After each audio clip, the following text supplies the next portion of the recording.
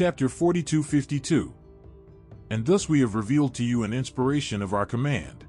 You did not know what is the book or what is faith, but we have made it a light by which we guide whom we will of our servants. And indeed, O Muhammad, you guide to a straight path. Notice how Allah says, made it a light. Singular pronoun. And if you are in doubt about what we have sent down upon our servant, then produce a surah like it. Think about it. If Allah sent down anything apart from the Quran, why would Allah say bring a surah like it? Allah could have used any other word, but he used surah. We all know hadith are not surahs. In this verse, Allah talks about ruling of divorce in chapter 2:231. At the end of the verse, Allah says, remember Allah's favors upon you as well as the book and wisdom by which he instructs you. Now, people somehow think this wisdom is outside of the Quran. The wisdom are in fact the attributes of the book. In chapter 2:269, Allah says, he gives wisdom to whom he wills, and whoever has been given wisdom has certainly been given much good. And none will remember except those of understanding.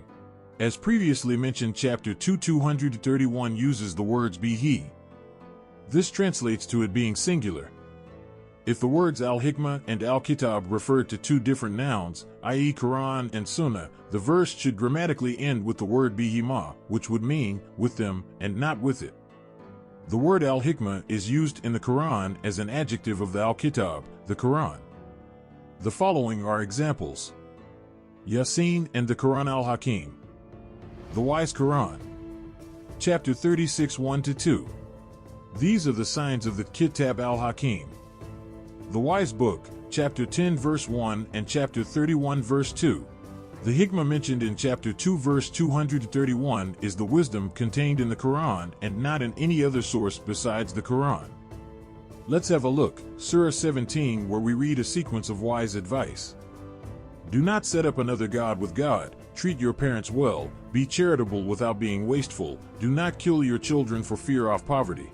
Do not go near adultery, do not kill, do not waste orphans' money, give full measure when trading, do not follow what you have no knowledge of, do not act arrogantly.